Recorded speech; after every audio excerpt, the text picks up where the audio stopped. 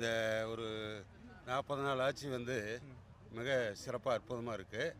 இப்போ என்னென்னா, இந்த மெட்ரிக் ஸ்கூலுக்கெல்லாம் முன்னே வந்து ரெனியூவல் பண்ணுறதுக்கு ஒரு ஸ்கூலுக்கு வந்து 5 லட்சம் கேட்டிருந்தாங்க. அது எல்லாம் தெரியும், நாங்களும் அரசியலில் தான் இருக்கோம், மதிமுக இருக்கிற எல்லா நிர்வாகிகள். அதில் என்னென்னா, இவங்க எந்த பணம் வாங்காமல் இப்போ வந்து 1400 ஸ்கூலுக்கு வந்து அவங்க ரெனியூவல் பண்ணி எந்த பணமும் வாங்காமல் கொடுத்துருக்காங்க. அதனால் என்னென்னா, பள்ளியில் படிக்கிற குழந்தைகளுக்கு வந்து கட்டணம் குறையும். ஏழை எளிய பிற்படுத்தப்பட்ட மாணவர்கள் வந்து நிறைய கல்வி கேட்கறதுக்கு நல்ல ஸ்கூலில் படிக்கிறதுக்கு வருவாங்க. அதே மாதிரி இனி இப்போ தான் அவங்க 40 நாள் ஆகிருக்குது. இனி கற்று தேர்ந்தாங்கன்னா ஆட்சி சிறப்பாக இருக்குது. அவருக்கு மிகப்பெரிய மக்கள் செல்வாக்கு இருக்குது. அதை வந்து மக்கள் அவரை நம்புகிறாங்க. எது சொன்னாலும் முன்ன புரட்சித் தலைவர் எம்ஜிஆருக்கு எப்படி ஒரு மகோதரமான செல்வாக்கு இருந்துச்சோ, அது வந்து இப்போ மாண்புமிகு முதலமைச்சருக்கு வந்து முதலமைச்சர் அவர்களுக்கு மிக ஒரு அற்புதமான கிராமப்புறத்தில் வந்து அருமையான ஒரு செல்வாக்கு இருக்குது.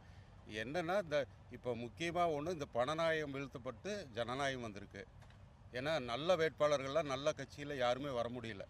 முதல் கேள்வியே வந்து மற்ற பெரிய கட்சியில எவ்வளவு தொகை நீங்கள் செலவு பண்ணுவீங்க அப்படின்னு கேட்டு தான் பண்ணாங்க. இனி நீங்கள் மக்களுக்கு எந்த விதத்தில் நீங்கள் சர்வீஸ் பண்ணியிருக்கீங்கன்னு ஒரு இது வந்துச்சுன்னா, அதில் நல்ல வேட்பாளர்கள் வந்து இனி வர்றதுக்கான வாய்ப்பு இருக்குது. இதே நிலைமையை இதே மாதிரி மாண்பு முதல்வர் ஜோசப் விஜய் அவர்கள் கொண்டு செல்லணுங்கிறது எங்களுடைய கருத்து. எப்படி பார்க்குறீங்கண்ணா? ஒருவேளை வந்து மதிமுகவும் வந்து இந்த அமைச்சரில் வர்றதுக்கு மதிமுக வந்து நாங்கள் திருப்பூர் புறநகர் வடக்கு மாவட்ட செயலாளர். இது வரைக்கும் 3வது அணி தமிழ்நாட்டில் வெல்ல முடியாமல் இருந்தது. நாங்கள் 96ல் வருவோம்னு நினச்சோம். அது சில நேரங்களில் தவறி மாறி போச்சு. இப்போ திமுக அண்ணா திமுக அல்லாமல் ஒரு கட்சி செய்தது எங்களுக்கு மிகப்பெரிய வரவேற்பாக இருக்குது. இது குறிப்பாக வந்து மதிமுக பண்ணியிருக்கணும் அப்படின்னு எல்லாரும். ஆமாம் ஆமாம் ஆமாம், மிகச்சிறந்த தலைவர் வைகோ, அவருக்கு இந்த சான்ஸ் கிடச்சிருக்கணும். கிடைக்காம போனது எங்களுக்கு கொஞ்சம் வருத்தம். இருந்தாலும் விஜய் கிடச்சது எங்களுக்கு அதில் ஒரு மகிழ்ச்சி.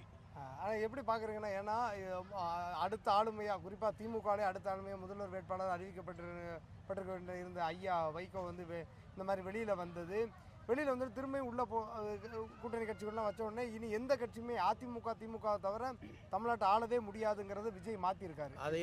அதை வந்து தமிழ்நாட்டில் வந்து யாரும் செய்ய முடியாத விஜய் செஞ்சுருக்கிறது பாராட்டத்தக்கது.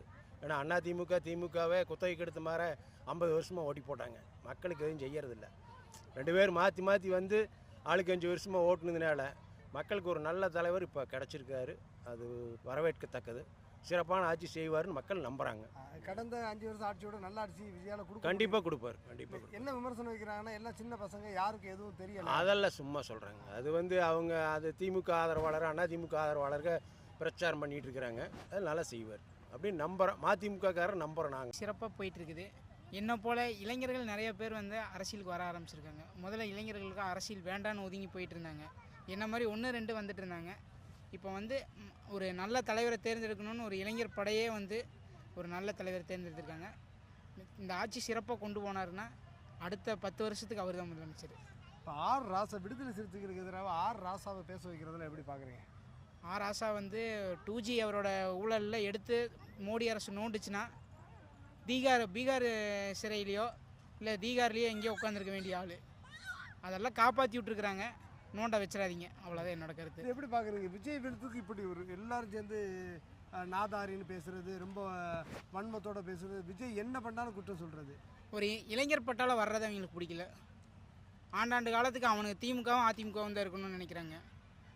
எங்கள் தலைவர் வைகோ வந்தார், கட்சியை காணாமல் போகணும்னு சொல்லிட்டு இருக்கிறாங்க. நாளைக்கு கூடுற பொதுக்குழுவில் ஆர் ராசாக்கு செருப்படி கொடுக்கும் தமிழ்நாட்டு மக்கள் கொடுப்பாங்க கூடிய விரைவில். நீ நீலகிரி எம்பியாக இருக்கிற, ஒவ்வொரு மதிமுகக்காரன ஓட்டு இருந்திருக்குது, இல்லை நீ சொல்லு பார்ப்போம். விடுதலை சிறுத்தைகள் ஓட்டு இருந்திருக்கு, அது இல்லை நீ சொல்லு, நீ எம்பி பதவியை ராஜினாமா பண்ணு. இல்லைன்னா எப்படி அவர் வந்து சொல்கிறார் இந்த மாதிரி உங்களுக்கு வந்து கேவலமாக இல்லையா? குறிப்பாக மதிமுக சேர்த்து தான் அவர் சொல்கிறார். அதாவது மதிமுக போயிருங்கிற ஒரு எண்ணத்தில் என்ன சொல்கிறாரு, உங்களுக்கு வந்து கேவலமாக இல்லையா, போய் அவங்கள்ட்ட போய் இந்த மாதிரி நிற்கிறீங்களே, உங்களுக்கு அசிங்கமாக இல்லை? உங்கள்கிட்ட நாங்கள் 10 வருஷமாக கூட்டணியில் இருந்தால் கூட்டணி மதிச்சியா? கூட்டணியில் 10 வருஷமாக இருக்கிறவனுக்கு சீட் அதிகமாக கொடுத்தியா? நேற்று வரைக்கும் விமர்சனம் பண்ணிகிட்டு இருந்தா விஜயகாந்த் கட்சி, அவனை கூட்டிகிட்டு வந்து உட்கார வச்சுருக்கிற. ஒரு ராஜ்யசபா எம்பி கொடுத்துருக்க. சுதீஷ்க்கு என்ன தெரியும்? அவன் போய் அங்கே என்ன பேச போகிறான்? பிரேமலதாக்கு என்ன தெரியும்? சட்டமன்றத்துக்கு போயிருக்கிறான். 10 சீட்டு எதுக்கு கொடுக்கணும்? 4 சீட் 5 சீட் கொடுக்க வேண்டியதானே? கூட்டணிக்குள்ளே இருக்கிறவனுக்கு கொடுத்துட்டு போக வேண்டியதானே? ஏன் கூட்டணியில் இருக்கிறவனுக்கு கொடுக்கலீங்களே? கூட்டணியை மதிக்காதனால தான் உனக்கு அதிருப்தியாகவே ஓட்டெல்லாம் மாறி போயிடுச்சு. இதை எப்படி பார்க்குறீங்க? வந்து இப்போ ஒரு மதிமுகவும் வந்து டிவிகே கூட்டணிக்குள்ள வந்துட்டால் எவ்வளோ பெரிய சாதகமாக இருக்கும்னு நினைக்கிறீங்க? கூட்டணிக்கு வர்றோங்கிறது இன்னும் உறுதியாக அறிவிக்கல. நாளைக்கு எங்கள் பொதுக்குழுவில் எங்கள் தலைவர் அறிவிப்பார். வந்தால் எப்படி இருக்கும்னு நினைக்கிறீங்க? வந்தால் தமிழ்நாட்டில் 30 வருஷத்துக்கு முன்னாடி வைகோ என்ன செய்யணும்னு நினச்சாரோ அதை விஜய் வச்சு செஞ்சிருவார். அதுதான் என்னோட கருத்து. அமைச்சரவையில் ஏதாவது பதவி கிடைக்க வாய்ப்பு இருக்குன்னு நினைக்கிறீங்களா? வாஜ்பாய் ஆட்சியிலேயே மத்திய அமைச்சர் பதவி 2 தடவை கொடுத்தாரு. வாஜ்பாயை கூப்பிட்டு கொடுத்தாரு. அதெல்லாம் எனக்கு வேண்டான்னு தன்னோட தோளில் இருக்க துண்டம் போல் தூக்கி போட்டு தன்னோட கூட வந்த 2 பேர்த்துக்கு கொடுத்து அழகு பார்த்தார். அந்த 2 பேரும் அவரோட முதுகில் குத்திட்டு ஓடினாங்க தான். ஆனால் இந்த தடவை அமைச்சரவை எதிர்பார்த்து நாங்கள் கூட்டணிக்குள்ளே வரல. கூட்டணியில் நாங்கள் வரணும், எங்களுக்கு ஒரு அங்கீகாரம் வேணும்னு தான் வர்றோம்.